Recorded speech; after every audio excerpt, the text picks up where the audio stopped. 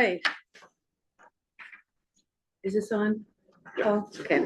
Yes. Good morning, everyone. I'd like to call the Eastham Zoning Task Force meeting to order. This meeting will be video recorded and broadcast over local access channel 8 and through the town website at www.eastham-ma.gov. Thank you all. I did not print out an agenda. Pat, did we have minutes? Of course we did. Of course we did. I'm so sorry. I'll never doubt you again. Does anyone else need a copy? I did this the day before the Super Bowl. Oh, good for you. All right. Has, Oh, yeah, you should have. I move that the minutes of February 3rd be approved as distributed. second? Martin, all in favor? Aye. Thank you all. Paul, I'm not sure if about holding Alexa. I assumed we were just gonna go through comments of the report. Is there a substantive issue we need to discuss? Well, we have the report and then the final drafts, which I included in the appendix. So today's the day to go through Okay, any last questions or issues with any of the okay, things. So Alexis was able to join for a little bit. So if we want to discuss anything further on inclusionary, if not, then I'm sure Alexis has Oh, sure, something else to do. plenty of other things to do. well, why don't we go to the report and we can look at the narrative and then we can look at the actual warrant article on inclusionary. And that way, if, we can ask Alexis while she's here, and if not, Alexis, did you get that attachment I sent with the report? Yes, I did. Thank you. I sent you just one note back, Paul, a minor correction I can share. Okay, okay. thank you. All right, so we're on the narrative right now. Did folks have any comments or questions on the narrative section, which is on page 6 and 7 of the zoning report? Two things. Yep. I have some just very minor editorial things that I'll share with you later. Sure. In the past, I think I remember this, that we had what you have here, the summary of what we've done in our the recommendations by topic. But then you also had a section that was advice almost to the select board. Staffing, about other topics that need to be considered. Remember at the end of each one, there was sort of where we made any just general comments of note. Mm-hmm. And I didn't see anything like that. I think as I was writing, I wasn't clear that we had any. Okay, But that's what I'm asking. yeah, I can't think of anything other than things we've written in the past about Yeah. staffing as an issue. Yeah. For example. Nothing came to my mind, but I just want to be sure that okay. we thought about that. Well, I mean, we can, when we go, when we get past inclusionary, we can go back through the report, and if we want to put a more generalized statement in the overview, maybe we could reiterate some points there. So anyone else on this narrative here? And if we go to the back and look at the actual markup of the inclusionary. Paul, do you want to walk us through any of this, or? So basically, this is how it will appear in the full markup with all the strikeouts. So, it's kind of lengthy because we're doing a lot of changes, but I think the only thing I would mention is, I know Alexis has a note, but just verifying that under the proposed, What page do you want? on page 6 of the draft warrant. So under like 7.7. Yes, I'm on page 27 of the PDF. Oh, yeah, sorry, Yeah. I'm looking at, the new table, just verifying, projects between 5 and 8 units. it's the 10% inclusionary. But the developer's gonna have the choice that they could do a non-SHI or a workforce housing unit. And then anything over 9, we're back to, they all have to be, 50% of the inclusionaries have to be affordable and have to meet all criteria to be on the SHI. The developer then has the option, they could do 100% affordable if that works for them, but they have to do at least 50, the other 50 could be workforce.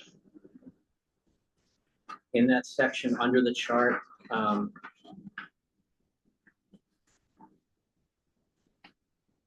think Jackie and I added number 5. I think that's new because we just want to reiterate that the fractional is the rounding up, and that they can make a fee in lieu contribution equal to the fraction. But if it's under 5, under 0.5, they have that option as right. If it's over 0.5, they have to go to the planning board to get a special permit.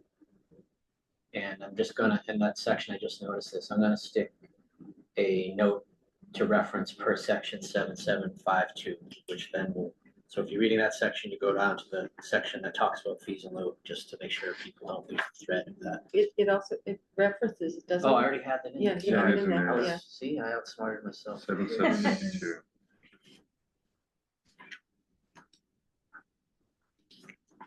So, okay, I think that was the only thing that changed from last time.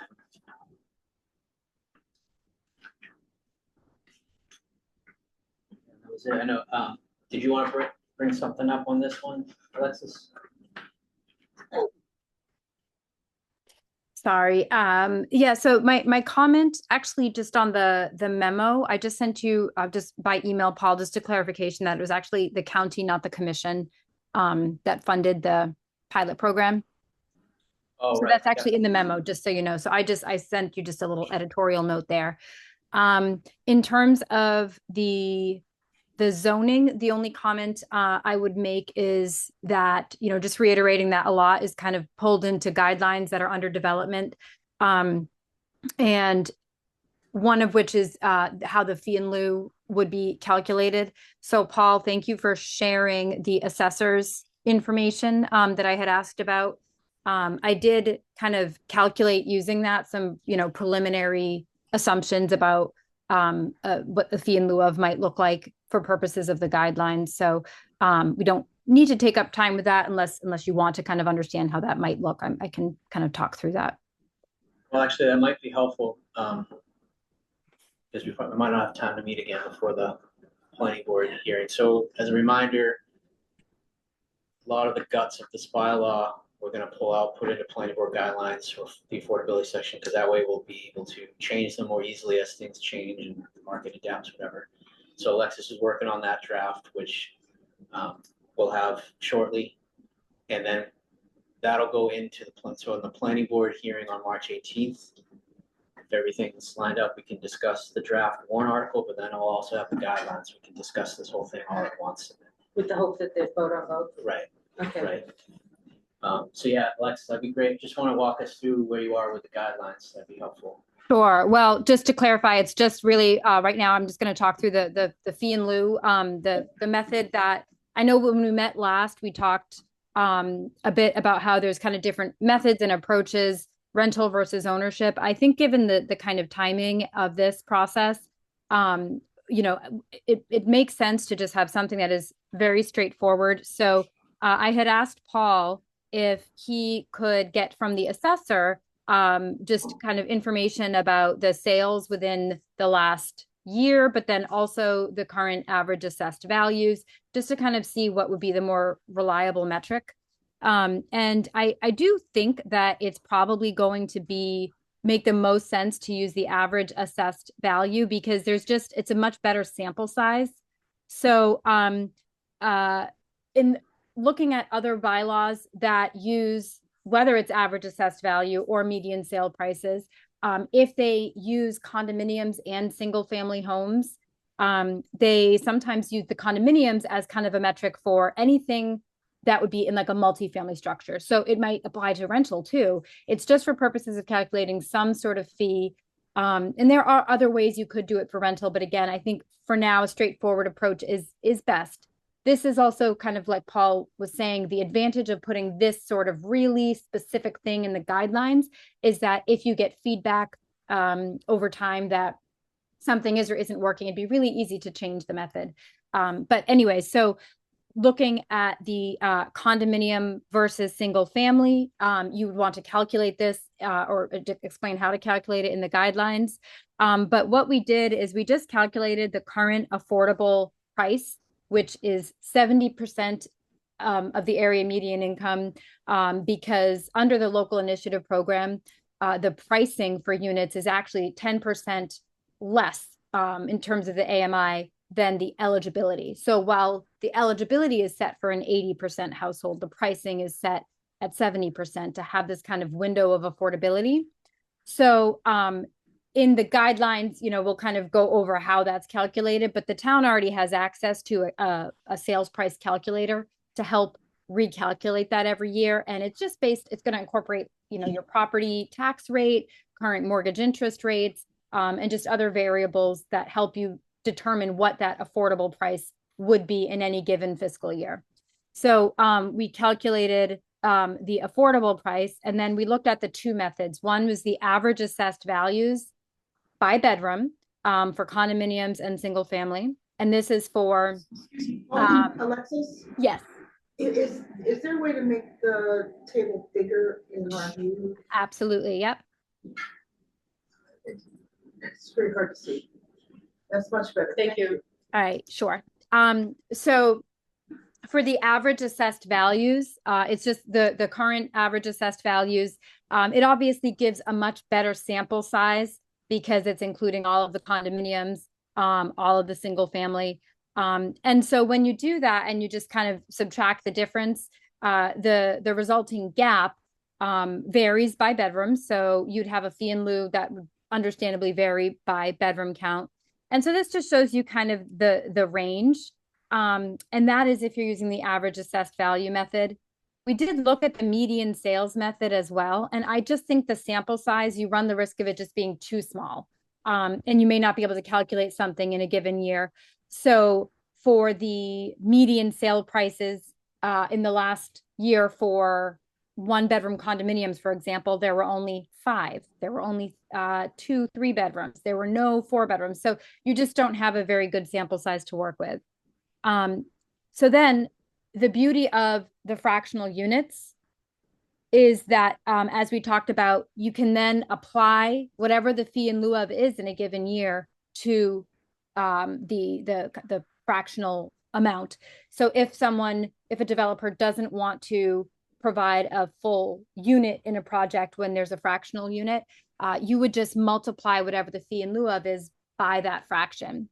So, you get varying results. I don't need to go into all this detail here, but just, if you have a fractional unit that's, 0.2, the fee in lieu for a 1-bedroom would end up being about $40,000. So it just allows you to apply it to kind of a percentage of a whole unit. So all of this would be specified in the guidelines, but I did just want to walk through that because at least when I met with you last, I know you've met since, this topic kind of was one that was kind of a bigger question mark. Are there any kind of questions about that approach? It is a pretty typical approach to just have the calculation of the current affordable price, if it were a for sale unit, and then comparing it to a standard metric such as the average assessed values.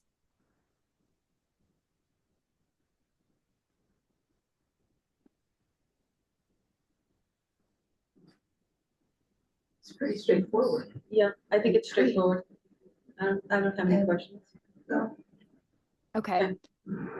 Great. And then my only other comment, Paul, that I know Paul is going to get additional feedback on is we definitely want town council's input on any language regarding restriction, any type of restriction in the bylaw, because there's really standard legal language around an affordable housing restriction that refers to certain sections of MGL.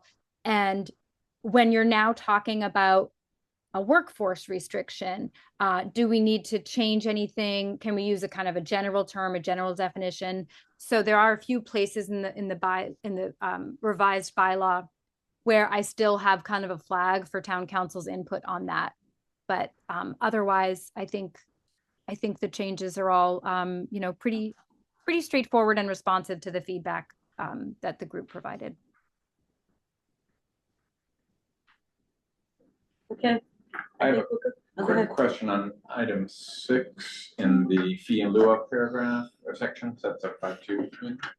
I'm guessing that in no more than 50% of the COs shall be issued refers to the full project. Is that correct? Because it's in the section that's only discussing the fractional units. And I'm wondering if you intend it to be the whole project with the rearrangement of the paragraphs, it might be worth mentioning that there. But that might be a question for council as well. Yeah, that's intended to be for the whole project, so that the Yeah, it's not affordables, just the the AHUs. affordables and the market, Yeah. it should all be progressing. So this, should this be moved up to the front of the warrant, Paul, this point?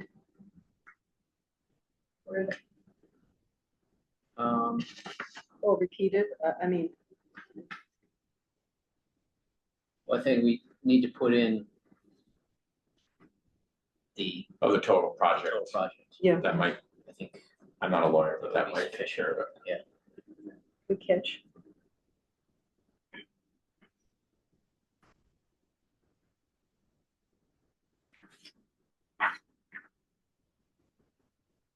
Anything else? No other questions on Nope. inclusionary? Okay. All right, I think that's all we have for inclusionary, Alexis. I will, I got your notes for town council, and then we'll coordinate further on the guidelines. Okay, excellent. Thanks, everybody. Thanks for having me. Good luck. Thank you. Thank you. All right. Bye. Okay. Should we just kind of go page by page and shut out when people have a question or comment? Okay, table of contents. Page 1, the task force membership. I'll give you some, just editing on the acknowledgements, Paul, at the end.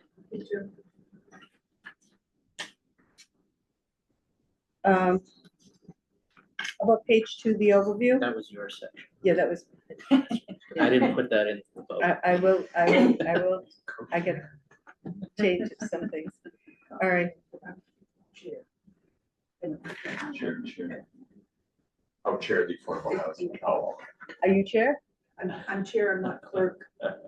Oh, But you Yeah, were. yeah, yeah. no, you- that were. was, oh, no, that, you changed that, Paul, Yeah. because I sent, No, it should, Pat is the clerk yeah, Pat is the clerk That's the clerk of the, of this. of the task force, right.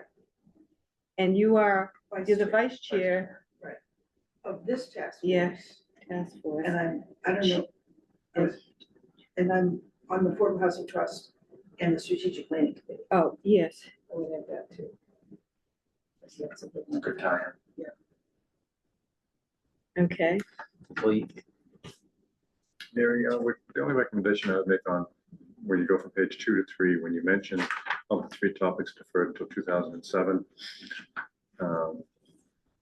I know in the paragraph before, you mentioned that out of the 11 items, we get to the first 8 and then the bottom 3 we don't do. Just seems like as people read stuff, it's easy to delineate, add some delineation either to the list, you know, when you go 1 through 11. Or break up. To me, it's when I read the 11 things, if you know, we know because we've been doing this so long, we know we didn't get to everything. So, But to me, I look at the list of 11 things we're doing, I'm like, wait a minute, You're expecting to see all 11 in We here. can break up the list and just put a space between 8.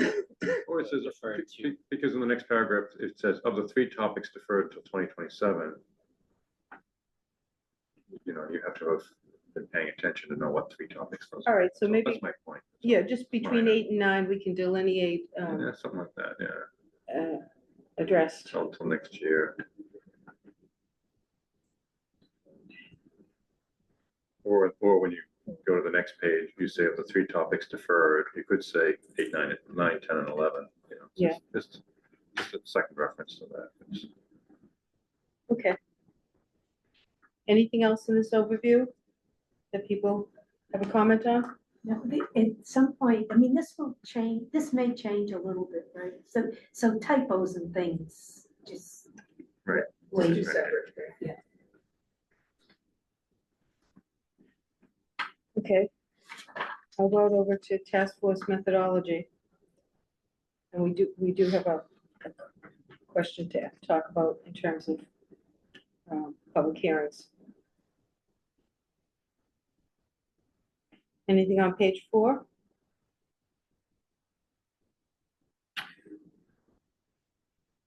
The only thing I would say is, do you want to make a note of the lack of participation by the public, or just move on? Move on. Well, I mean, that's, Careful what you wish for. No, no, we had some.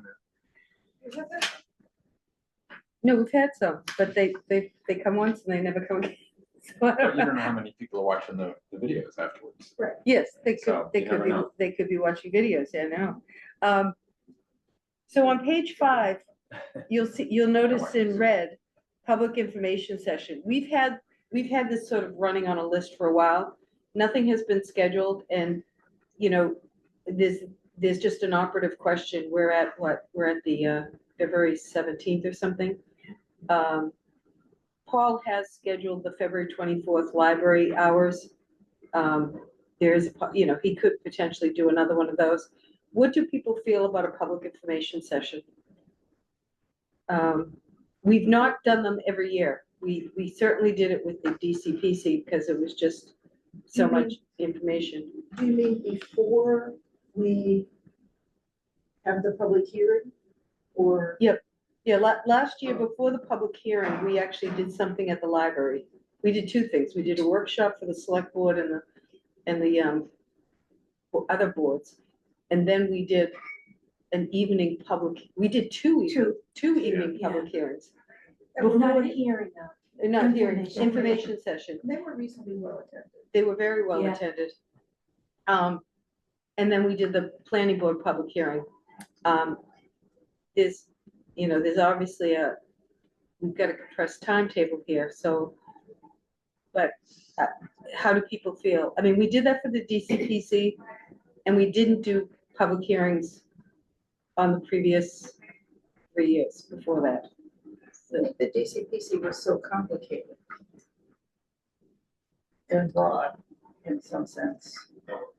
It warranted a special attention, because we also were trying to pull in business owners. Yep. Not just town residents, but people who had a skin in the game in the area, right? It was also a very visual It was a very visual presentation, so right. there was a lot of things to show. Fancy videos. It's AI generated videos, yeah. Yeah, So, Ask AI. I think- Who's maybe so many videos. I think I'm comfortable with just having the staff hours. and maybe we could put a second staff hour in there. I mean, you've got one, I don't know what, February 24th is a Monday, Paul? Is there any, Tuesday. is it Tuesday? I'm just wondering whether we could, you got a 5 to 7, do you wanna maybe think about doing something 10 to 12 or something for morning folks? Yeah, I don't mind doing that. So maybe we could just add a second one there, the library. So before we go to that,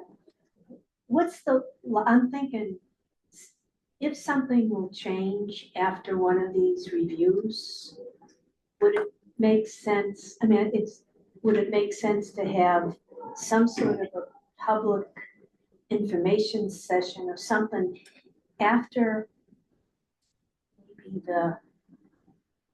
at this time, after one of these reviews, just in case something changes? Between the March 9th and March 18th meeting, It's not a lot, that's too late. that's not a lot of That's time. just too late. Well, I mean, we do have the pre-town meeting, so anything that would change from the public hearing will be discussed We at could the do that, pre-town meeting. Yeah, I mean, if we do change the language, all that will be reposted on the website, And in the noticed in the town meeting, on social media and everything, so. Yeah. People are, I'm just thinking about, because last year we did 2 public sessions and they were pretty well attended and they were timed so that people who couldn't come in the, in the middle of the day could come in the evening.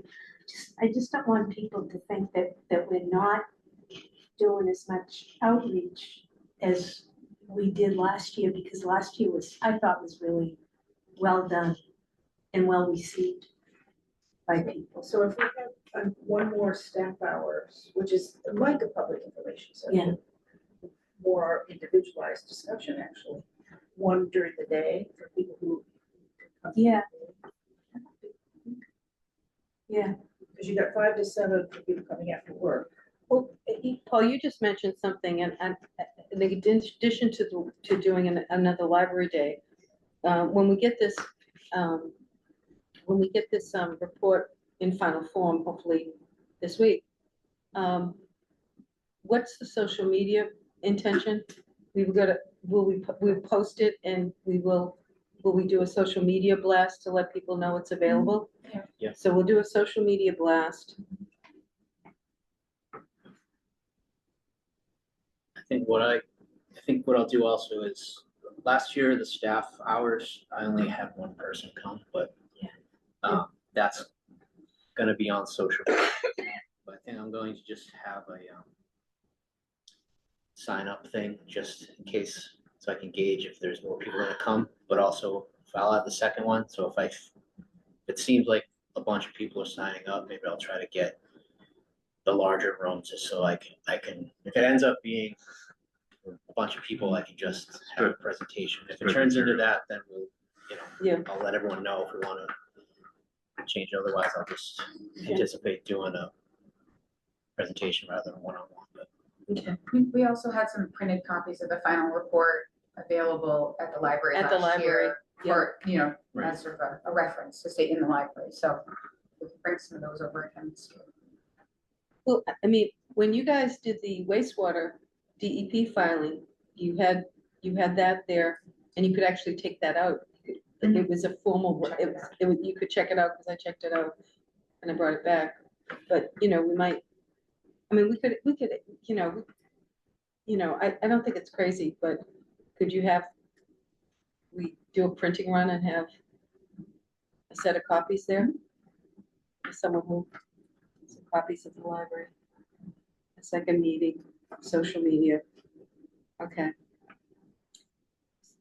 So am I getting a sense that we can skip the public information session for the moment?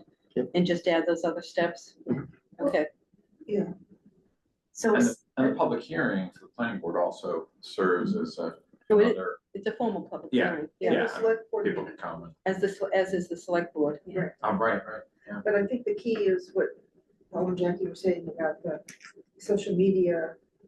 So people know that it's available, they can get a copy at the library, they can get a copy by contacting Jackie, they can. Well, it'll also be online. Yeah. Right, so I think just communicating out that it's available, and then here are the opportunities we can go and make comments. Can we break this up here? I know the select board and the finance committee aren't one meeting. There's a finance is. committee.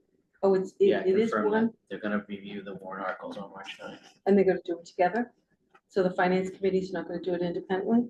Okay, that's, And that's the whole warrant, not just our part. I don't know. I just know they're gonna be talking about at least the zoning stuff on Marshmallows. Maybe the whole thing, I don't know. Okay. Other comments before we move on? What page?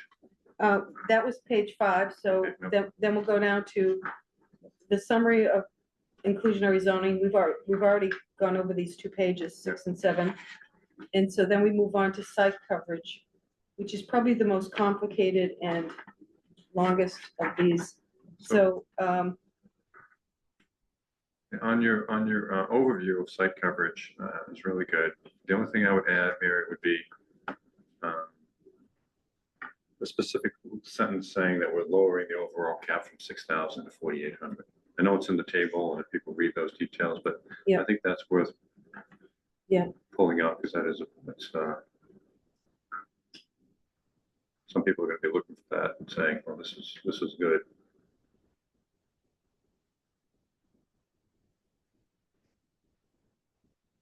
okay, good call. Other comments here on site coverage?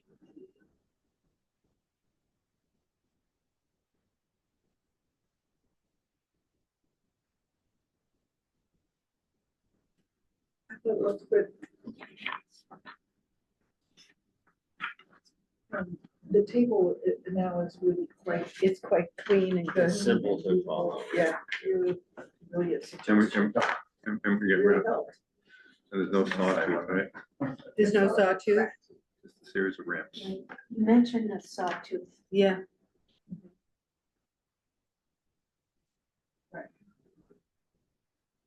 Yeah. I mean, this got written a few times, just, I mean, I have to say, this is really in the weeds. I mean, the average person reading site coverage, unless they built a home or something, it's, Oh, so we are doing 11, 12, 13, 14, 15. Yeah. Okay, that's right, that's what we're talking about. Yeah. First time I've seen it written down. okay, Well, the people who will most likely read this will be the developers and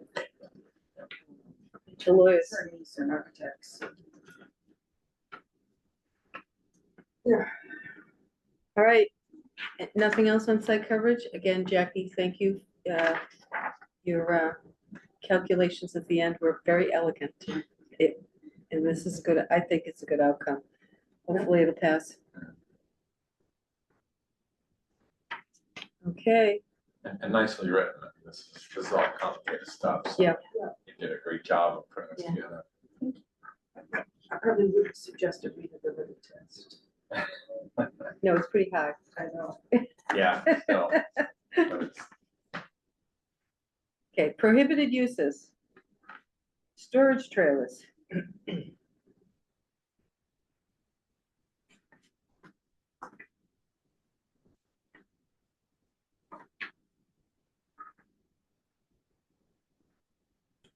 I had a question.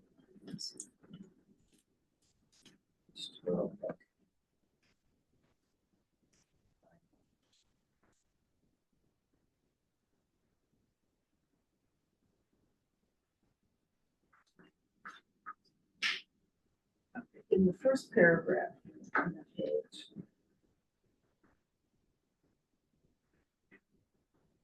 the sentence about 2/3, 3/4 of the way down, at the time one of these trailers are no longer wanted or structurally intact, no further trailer will be allowed. I just wasn't quite sure what that meant. You're not getting a permanent right to your trailer. We're not making you take your trailer off. If you keep it for 10 years, if you keep it for 20 years, unless there's some big You environmental could change, issue. instead of where you use future, you could say replacement. Yeah. Or maybe that- Yeah. Without a building permit.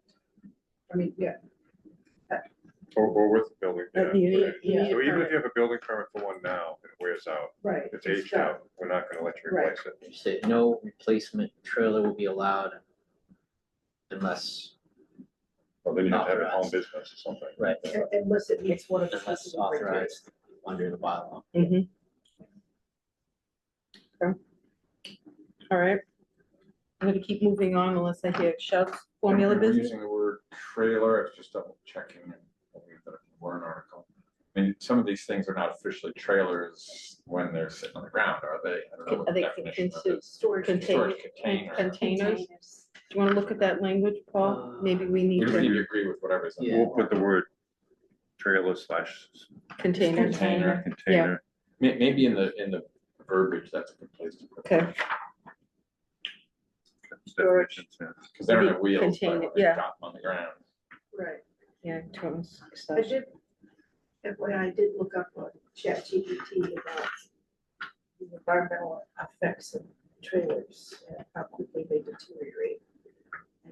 7 to 10 years. Oh. I mean, that's, that's what they said. I mean, that's not a scientific study, but. Down here in Eastham, everything rusts out. And a lot has to do with the salt air. Salt air. Outside lights are- We don't have any of that around here. And they interesting, they said it wasn't the rust that was environmentally impactful. It was the interior, which would often has contaminants in it, because they used to store chemicals and kinds of things that we don't know. Yeah. No one knows. what When was you in get, it. when you wonder what was there before. And the paint Good point. and. Yeah. and- so I always assumed it was the rust, but it's not, the rust is something. It's something different, like. It transforms They itself are. into something else. Okay. All right, we can make those adjustments with the word container. Formula businesses? By the way, you know Luke's is closed, right? It's not reopening. It's not reopening? Yeah, I walked with P-Town a few weeks ago. They said, thank you very much. We won't be here next year. I know that's your favorite example to use, so I Oh, figured to let you know. So after why? all that fight, maybe they Why? didn't make the numbers. I know I went there once and it was pretty quiet when I went there. Well, I don't think that's because they didn't wear the Luke's uniform though. I mean- I know. Coming off of Macmillan Pier with all those cruise ships, how the hell did they blow that? I mean, that's like I don't know. a cash Wow. register. Wow, And all the investment, I'm fixing it up, but yeah, the sign there says, closed for good. wow. All right, we'll no longer use Luke's trailers. Yeah. All right, formula businesses. I'm gonna keep moving on. If I don't hear drive-throughs.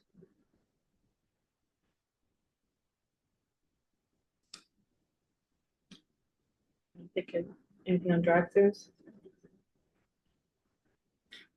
Anything about existing use? I know that's already sort of covered, but. Have any existing drive-throughs anywhere? Just the banks? You wanna Just the exclude banks. ATM tellers or something like this? We I know we do in the bylaw. but- prohibited them in ECDC from expanding. Yeah. So, Yeah, everything's pre-existing. It would be pre-existing anyways. yeah, so. All right. Fencing. I went back and forth with Paul on this. I know we came up with. The outcome was solid panel fencing. My question was. Are we just, did we come down to non-natural materials? So if it's a solid panel wood fence, would we feel as strongly as it was a solid panel vinyl fence? Yeah, I think when we put the height restrictions on, like if someone does put a 8-foot cedar fence in front of their house, it has to be set back because it's more than 6 feet. And I just have a feeling that if we're fighting the cedar fences, that's not why I brought this Yeah, topic up. My topic is really about the big plastic wall. All right, So a fence 6 feet or less on the street, it's set back the height of the fence. Right. And you can't use a non, so, 6 feet or less or 6 feet or more.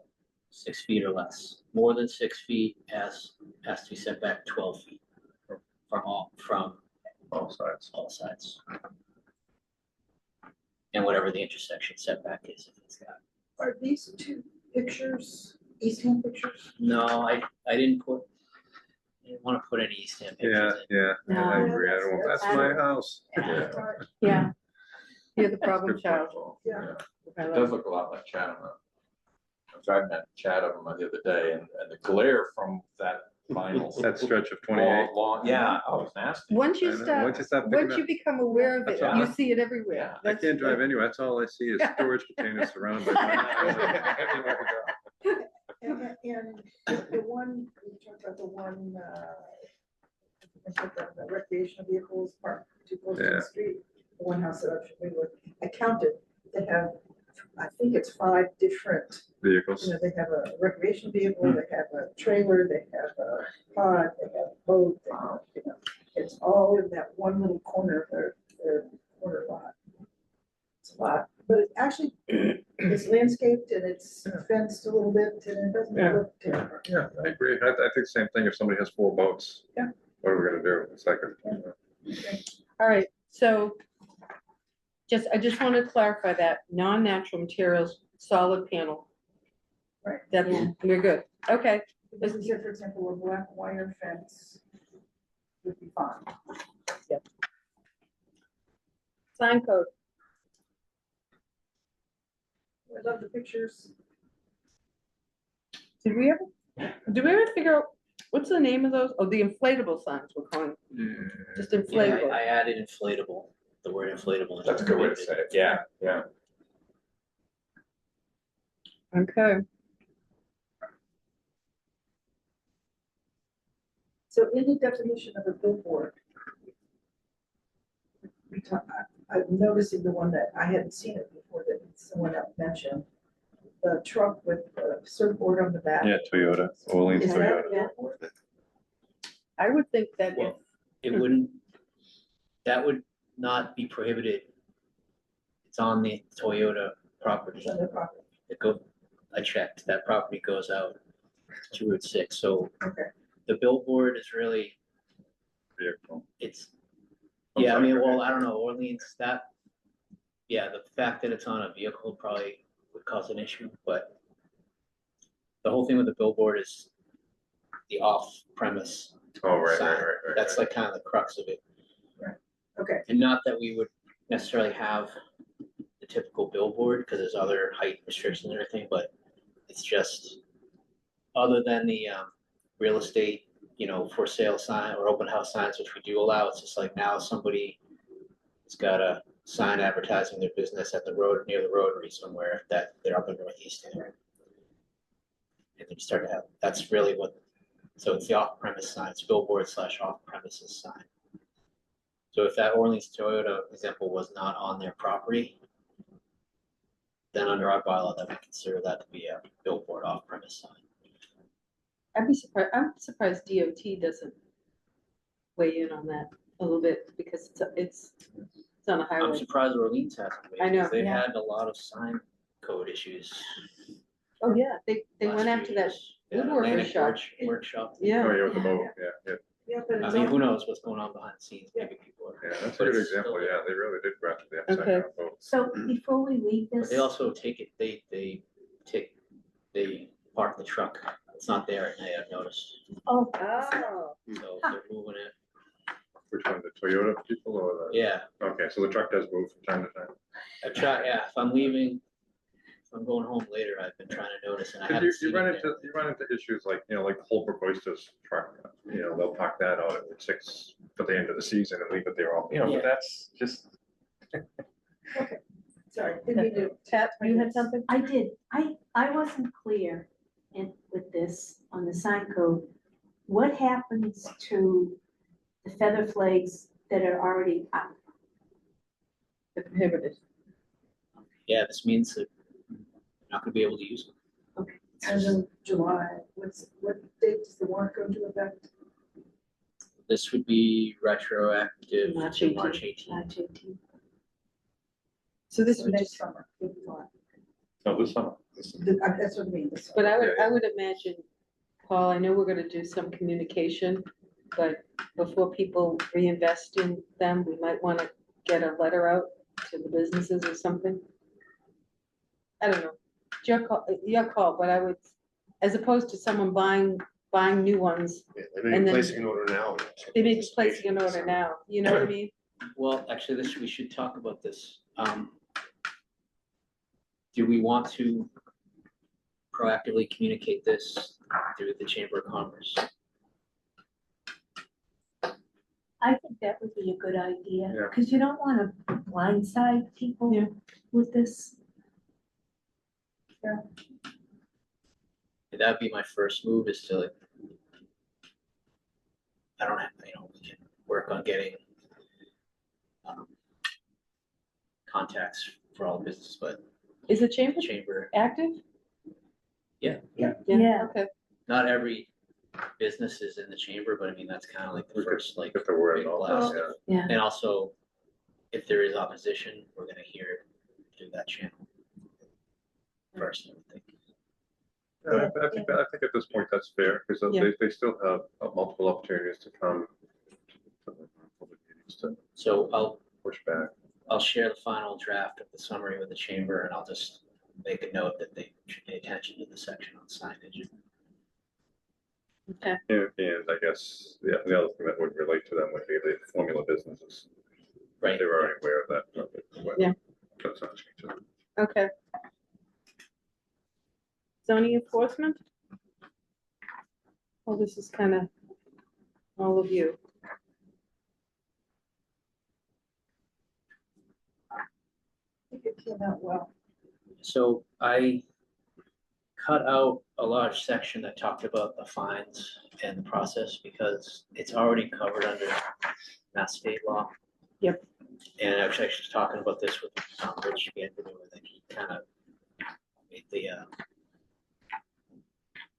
comment that, it's like, if you put it in the bylaw, it's already state law. Why open it up for discussion about trying to tinker with it? And so I thought that was a good point. It's not critical, it has to be in the bylaw, but it also simplifies, I'm trying to simplify all these articles as much as possible, so. That leads me to think about some of these sections would relate to fines being levied. For example, if somebody put up a sign that wasn't. Well, any violation. Right, I know any violation, but the ones that sort of are more likely to fall in that category, the fences, the signs. Inclusionary zoning that's not gonna be, that's gonna come to the planning board and Mhm. unlikely to be a fine, I mean, that, it's kind of a different thing. But all of these, maybe there needs to be, maybe I missed it, but somewhere, a section that just references that to see the fines for violating any of these zoning bylaws, look at the section Are you talking about in the warrant article or in the report? in the report. Maybe. I don't think we've ever put fines in a report. No, I don't mean put the fines in. I'm just thinking, if I'm reading this and I say, well, what the heck, what are they gonna do to me? I'm just gonna put it myself. Silly sign. Anything. Or I was, in my mind, I'm gonna get around it somehow. Well, they're not being terribly responsible with us there. I know, but But where do people find out if about there the are fines, fines? right. That's in the administrative section of the bylaw. Yeah, it's not per, it's a general fine for any violation. Right. It's not like, it's not a fine for this or a fine for that. Right. It's $100 first offense, 200 second offense. For anything, and 300 yeah. Up to 300 is the max for. And that could be daily. Yeah. Depending upon, but that's a planning board decision, correct? Well, remember, we're keeping the enforcement with the building With the building, department, and so that is staying. We're adding the zoning admin piece so that we can basically put a staff person directly with the things that are designated to designees right now, and that the staff can do the zoning determination letters for planning, zoning board purposes and so forth. Okay. Thank you. all right, I'm gonna move on now to the last section, which is setback requirements, fences, campers, trailers, recreational vehicles. So I have a paragraph character. Mhm. You say, this option still provides options for privacy. I would just say for the property owners, not both property owners, because we're talking about the For longest. property owners. Do you want to say still provides options for property owners? Do we even want to have reiterate the sentence that side and backyards have not been changed? Regulations for side and backyards. You mean, Thought we Have- did that. I think it might, yeah, It is, it's in the second paragraph. it's in the second paragraph. Yeah. Okay, Fence regulations by side, rear property lines. okay. There are and not- regulations that do apply, right? It's just the new ones. Just the new So ones. it's a little confusing in that paragraph that someone could take that as the fence regulations that we're gonna end up with do not apply to side and rear, and it's just the new ones, the new proposed amendments. I suppose you have to expand on that to say proposed regulations do not apply to side or rear setbacks for fences, which are guided by, I don't know if you want to say which are limited to 6-foot heights, and above that requires they are deemed a structure, and then they. I wouldn't, because that's already there. They're there. I'm, my only point is that if someone is only reading this front narrative, it almost looks like once implemented, the fence regulations will not apply to side and rear. And I think really what you're saying is that the new, yeah, the Those new, amendments, okay, the we'll just put the the word new in. updates, whatever, however you want to say Yeah, that. okay, okay. All right, Or they do not change the side and rear do not regulations, change. or something like that. Yeah.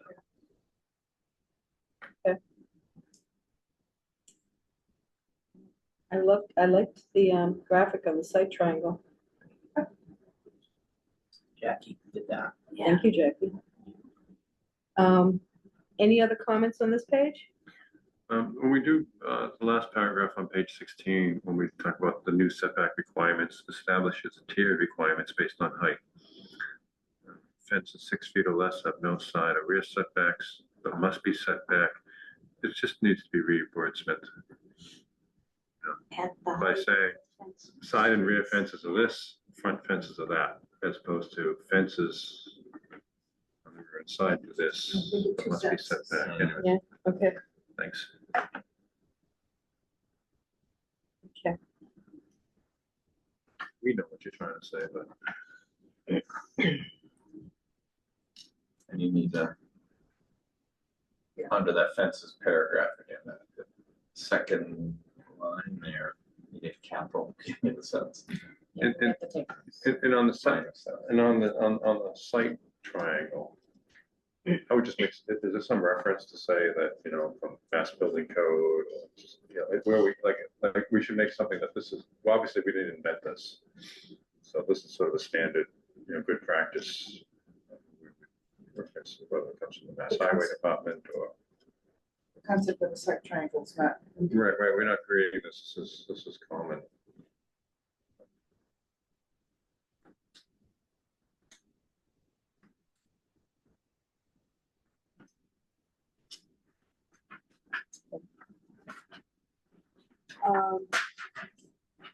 Definitions? Actually, when I look at it like this, it's actually pretty short.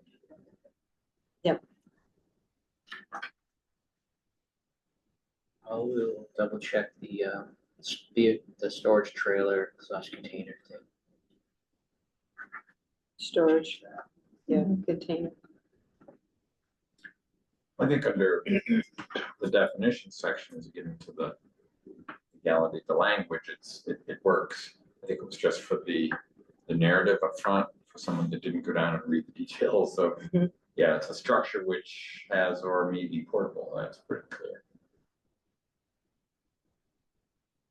When we're looking at farmers porches, if someone came into zoning and they had a 12-foot farmers porch, would we exclude the entire farmers porch, or would we just say the first 10 feet is a gift and then the last 2 feet we're gonna count?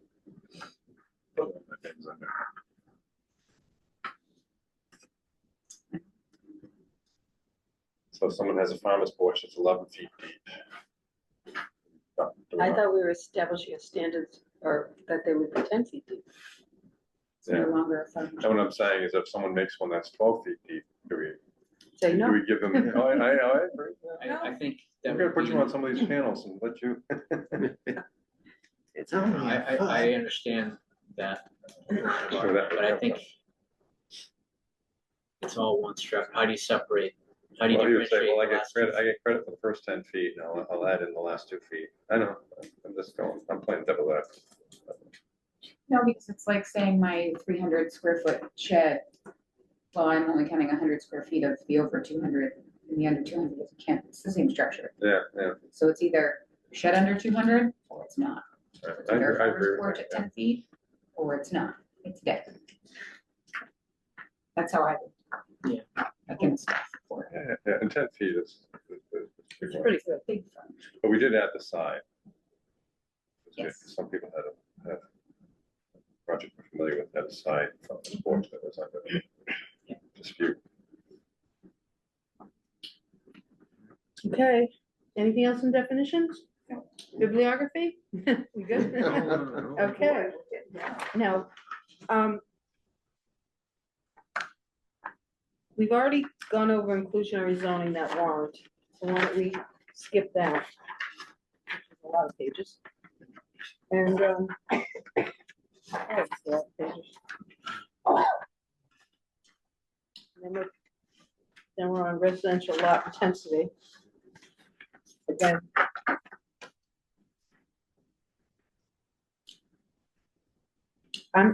Between writing here and reviewing this, I can't see anything anymore. So I'm just, I get to a point where I just sort of stop blanking. Yeah. And I'm blanking right now.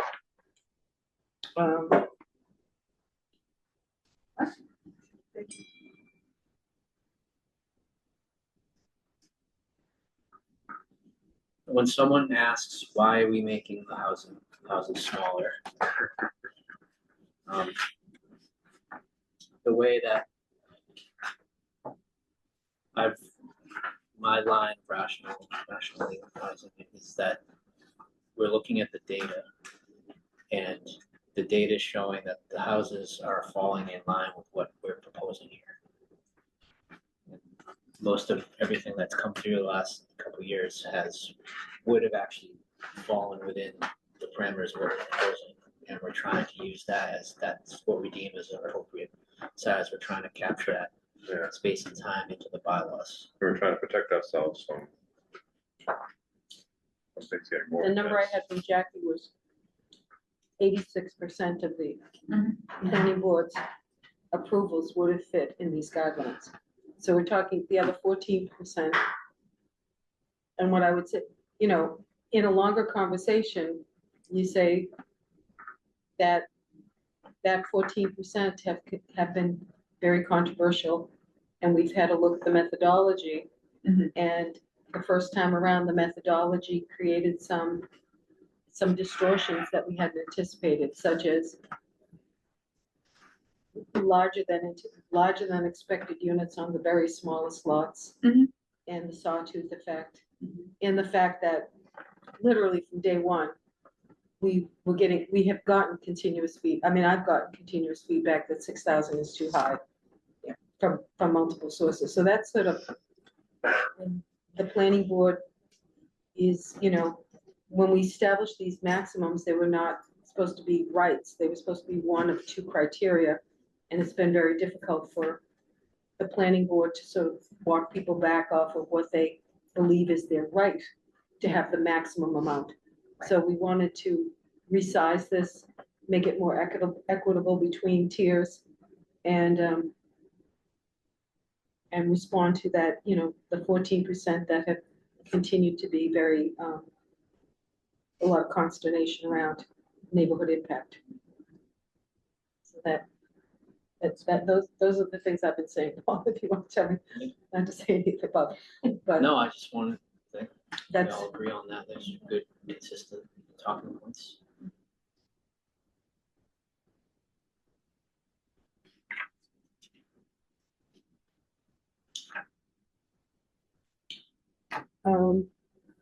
any other comments? We got prohibited uses. Again, do we want to, Paul, just the issue? I mean, you know, do we want to storage trailers / containers? We can do that.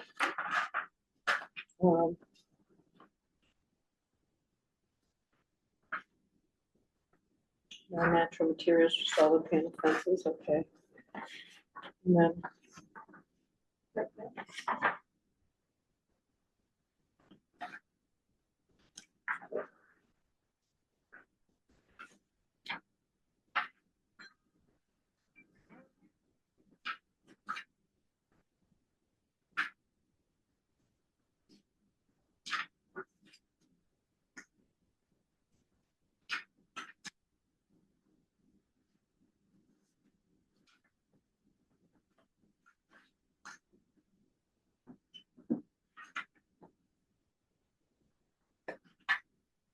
On page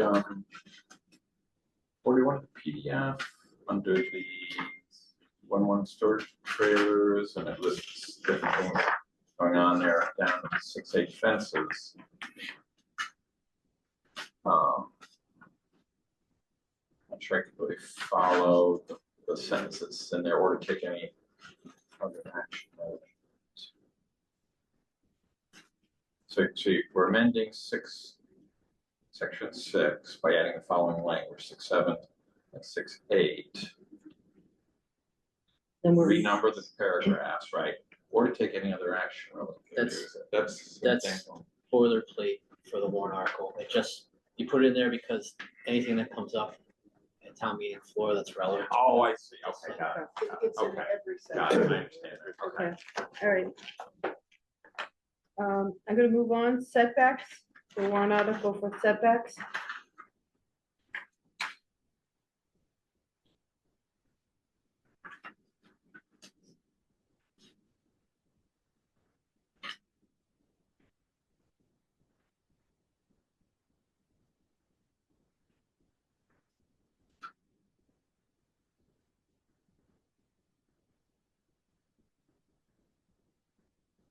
So there's no street setback for any of these recreational vehicles.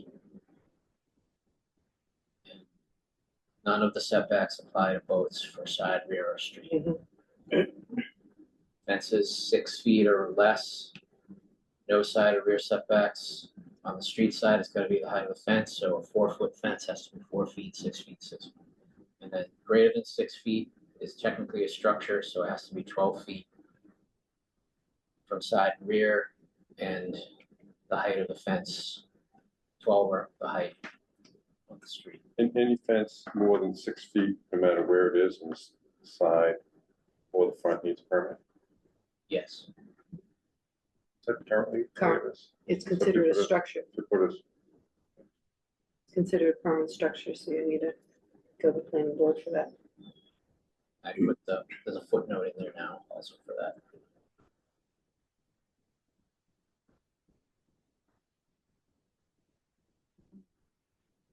I think it's much easier to understand the way it is now, the way we're revising it.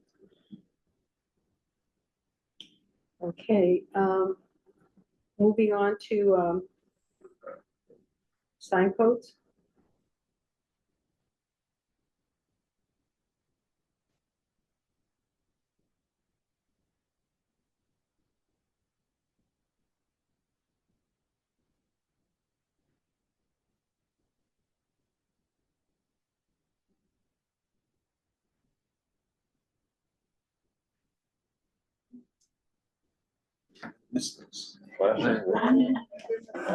Flashing, rotating, oscillating, inflatable, anything else we find annoying.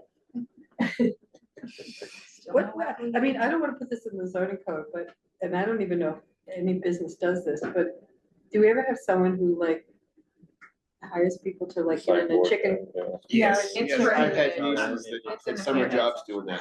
People sign, so.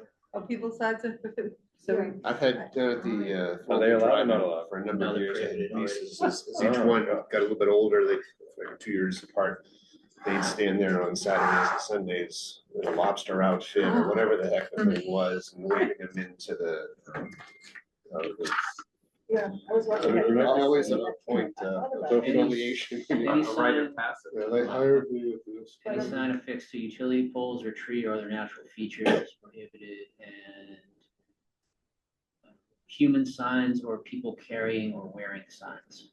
Alright, so if he has a lobster costume on, he's waving people in for lobster rolls, that's okay, because that's an important part of our culture. It's- As long as you're not holding a sign that says lobster. Right. But you could be, So, but you could be a lobster, you could be a pirate and waving people in. Or you could dress up as a flea market. I'm okay for Well, that. I guess then that would come into is that person creating a distraction to drivers? Yeah, they're all laughing so hard they miss the traffic. All right. Storage of camper trailers, we're gonna, you have to do a word search so we can put containers in there.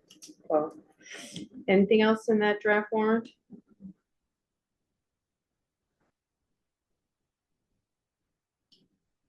So the only thing, at our last meeting, we decided that we would put under number 3,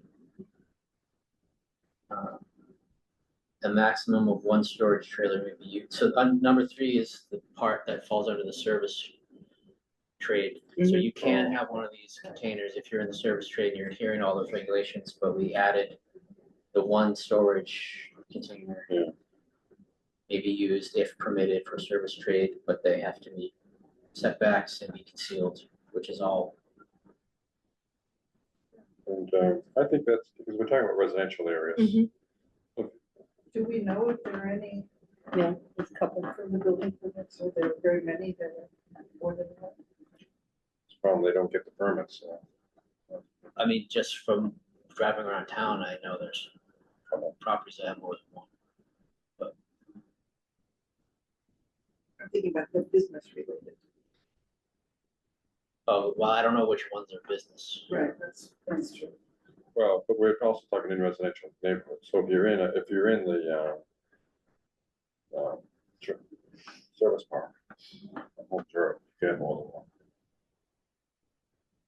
Yeah, there's no prohibition on them at all. Yeah, which is our intent. Yeah. Okay. And the final warrant article is the zoning enforcement administrator.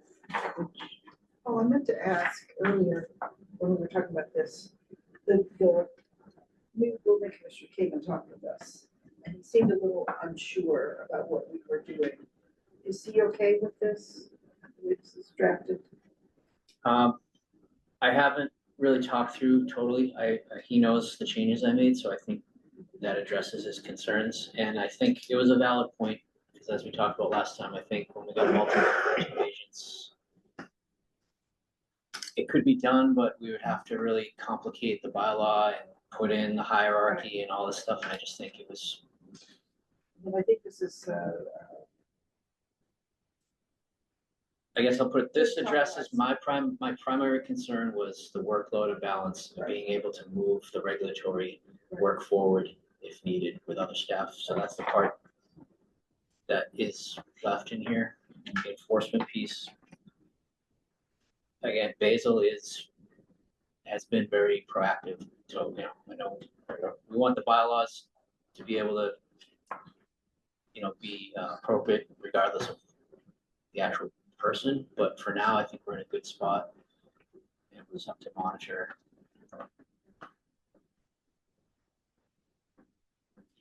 I think once you have this in place, if you need to moderate it, you already have it, you have to tweak it 5 years. Yeah, and in reality, anyone in the department can help Basil do this piece. If you need someone to go out and take pictures for him or do whatever, I mean, Jackie and I already do that. It was just at the end of the day, like, I can't sign the letter and I can't issue the fine, but I just think we got the pieces that.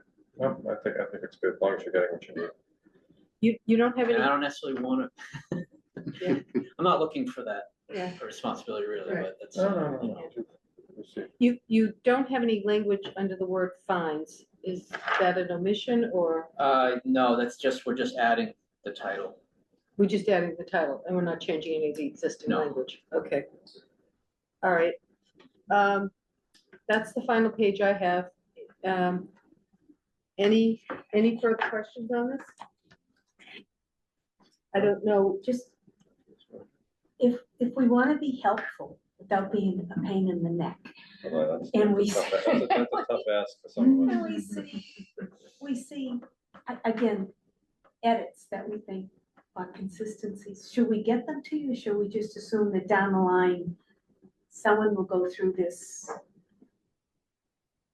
I mean, if you, You should let me know. The program that this gets put into is Canva. It doesn't have, it's not Word, so it doesn't have, that's why there's some typos and capital, it doesn't catch any of that stuff, so Right. it's not.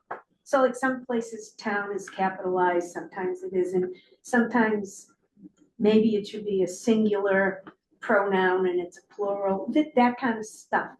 Many eyes will be helpful, can only read the same document so many times and Yeah. and start missing No, things, feel so. free to send. do you want to just send it, is it easier just to say page 3, Sure, yeah. capitalized town, That's fine, page yeah. 4? My one overall comment like that would be the word bylaw. You need to decide, is it capital B, Y, L, It W? depends on the context, if it's being used as like East Hampton bylaw or in the bylaws, which is a general, so it's proper noun versus not. I think it's almost always a proper noun, and then sometimes it's hyphenated. Right. Yeah, it's hyphenated there. Should it be hyphenated?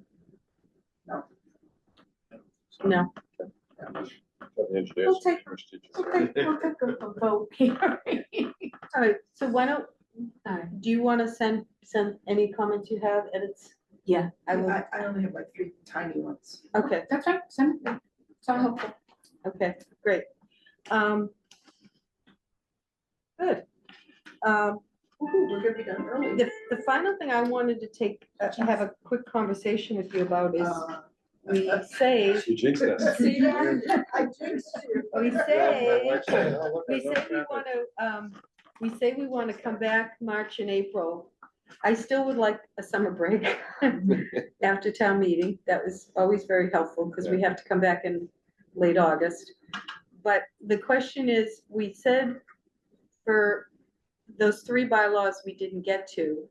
One of my thoughts was to think about, to have conversations about those bylaws, but to have the conversations around, okay, what do we need to know in terms of land use analysis, or, is there either analysis that Jackie might do, or are there some things we might want to look at, a technical assistance request from the Cape Cod Commission, or I'm just trying to figure out, can we meet in March and April enough to queue up the questions so that we come back in August, we're not starting fresh? And so I'm, in some ways, this is sort of what my thinking was, but I want to do a reality check with everyone else and think about, and obviously think about if we get a few Yeah. meetings on the agenda. I think it would be helpful to have at least one meeting in either March or April for us to, spend 20 minutes on each of these topics. So then when we go away and start driving around and do our own reading, Okay, we sort of have this, just sort of set up in the back of our mind. Because certainly, the single family to multifamily conversion bylaw is something that is a big deal. feels like a big deal to people, but then when we start talking about other topics like actual density of human density versus build out density, Mm-hmm, we realize that not nearly as many people here as there used to be. mm-hmm.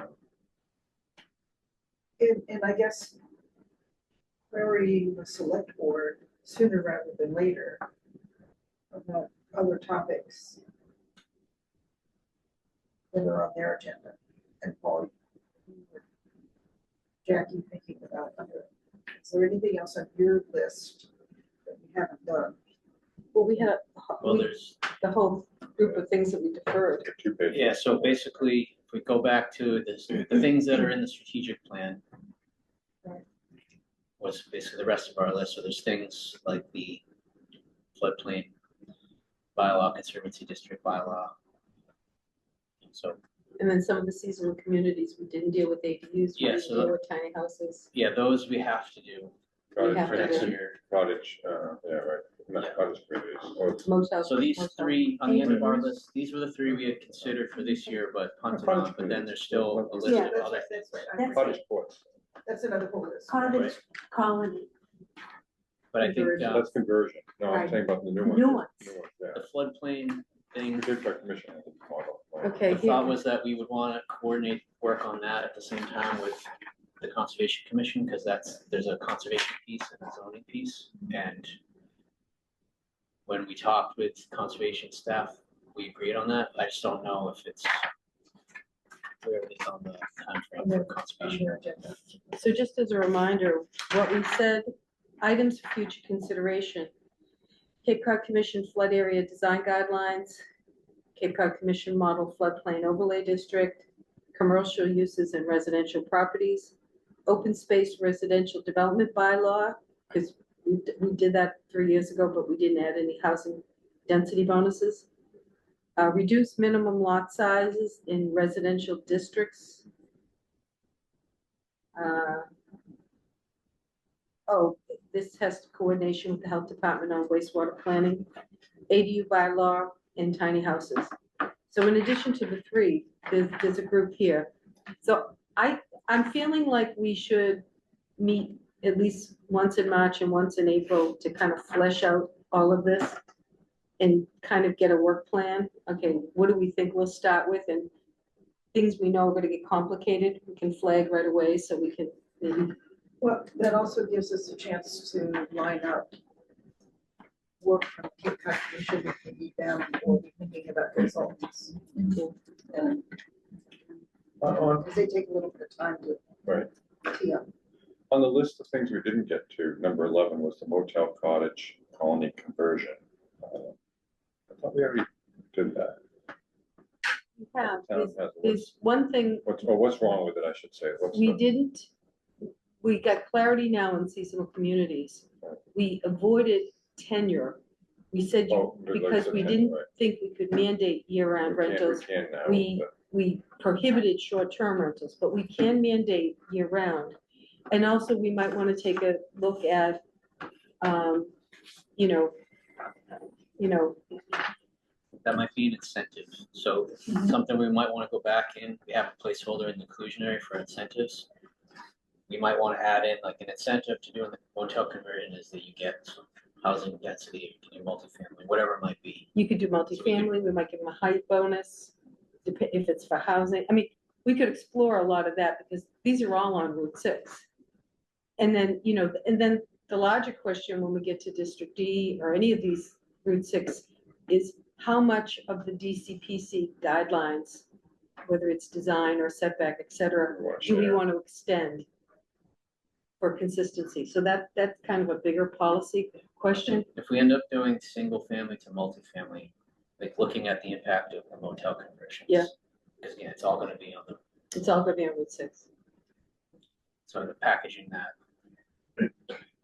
So now we have a lot of work to do. So people are open, we should, should we try to schedule now? I think people really like this 10 to 12, and we've been kind of on Tuesdays.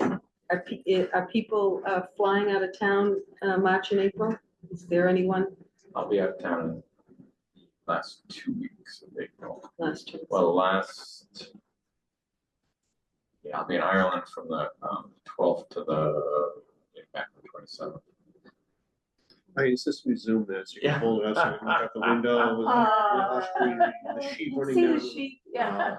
Okay, I'm gone the end of March for a week. all right. It sounds like the beginning of March and the beginning of April might be a, Maybe the beginning of April. I'm just thinking there's a lot of meetings packed in March.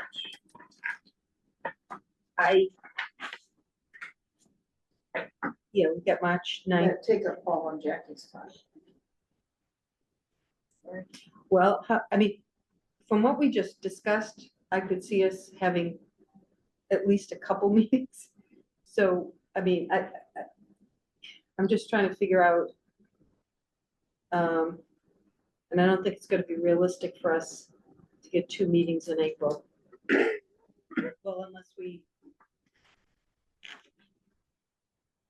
unless we cram and say, do, a meeting the first week and a meeting the third week. Because you leave, what date? You leave on the 17th, did you say? I 18th? leave on the 12th, What's the, so Sunday the what's 12th. the goal for that meeting? Well, the only thing is discussing the 3 items, discussing the other list of items, and discussing, it's sort of almost preliminarily scoping out the things we're gonna talk about, and then what do we need? Do we need consulting support, technical assistance? Is there certain land use analysis? We can also do a marathon meeting. If we want to do a marathon meeting the first week in April and do another one of our 4-hour meetings where we just try to plow through. Again, this is all preliminary, but my whole goal here is for us not to meet at the end of August and be starting from scratch. Right, Like, that's like the whole point. So, So, yeah, I'm free any of those times. Easter is the first weekend of April, is Easter this year. So Tuesday the 7th would be good for me. Tuesday, the 7th would be good for me. I can do that. Do you want to do Tuesday, April 7th? Would you want to try to do a 10 to 12, and we'll maybe get some sandwiches and just try to work through? Or is it not productive for people? I have a doctor's appointment at noon that day. Okay, 9:30 to 11:30. well, you probably don't want to be that jammed up. Can, I mean, it's fine, I'm just going to Harwich, so it's not. 9 to 11:30, would that work for you, Paul? Yeah, it's fine. It's 9 too early? Is that a school vacation week or anything? no, No. So 9 to 11? absolutely. That's still only 2 hours. Is the 8th off the table for people? No, Can we do? I don't know. I have a Keep Light Compact board meeting that afternoon, but the morning is fine. I have an appointment at 10:30. Okay, no. All right, let's stay with, all right, why don't we get the 7th down? I'm not sure we're gonna get it all done, but let's get the 7th down, and if we have to, 9 to 11? 9 to 11, Or okay, 9:30? 9:30, you wanna do 9? Pick one. 9's fine. 9, Either one. 9 to 11, Set my alarm. task force. Okay. And we'll try to, we'll come back to this list and try to see where we go from there. Okay. So Task Force 2027 kickoff. Yeah, the 2027 kicker. Well, the other thing, we may get some big pushback and may have to do some, Scrambling in time. if there might be, if there's something here that like blows up, to be on the calendar for that first week in April might be okay if You we do have have, to. yeah, you do have a placeholder on the official calendar. Our current calendar, there's a placeholder after.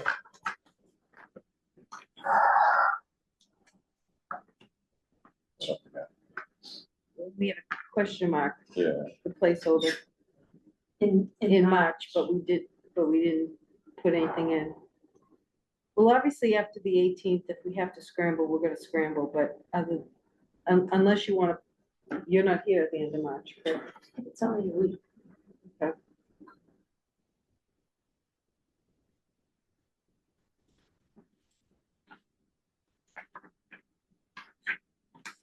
All right, So I'm going from the 21st to the 27th. it's just if anything crazy comes out of the March 18th planning board hearing, we would have to sort of regroup, almost immediately. Yeah. See if we're gonna do anything different. Do you want to put a placeholder on the calendar just in case? Because otherwise, I mean, we gotta react pretty fast to catch you. Okay. How about, do you want to put a placeholder for Thursday, the 19th? The day after the planning board meeting, and it's a placeholder if everything gets approved. So we'll just do 10 to 12 there. task force. And what time is the planning meeting on the 18th? I think 4 to 5. Is a. And it'll be Zoom, so if you, I guess you have to put the official meeting agenda in. Earlier in the week, we always cancel, yeah. So that March 19th placeholder, is that at 9? no, that'll be 10 to 10 12. 10 to 12. And then April 7th, 9 to 11. 7 will be 9 to 11. Okay. Okay. All right. So we get those things done.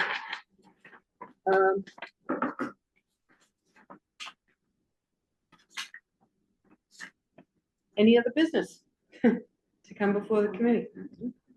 Anything, Paul? No? Okay. Can I get a motion to adjourn? So moved. Kevin, second? I will Martin? second that, yes. All in favor? Aye. Thank you, everyone. Thank you. Thank you. Susan. Come on.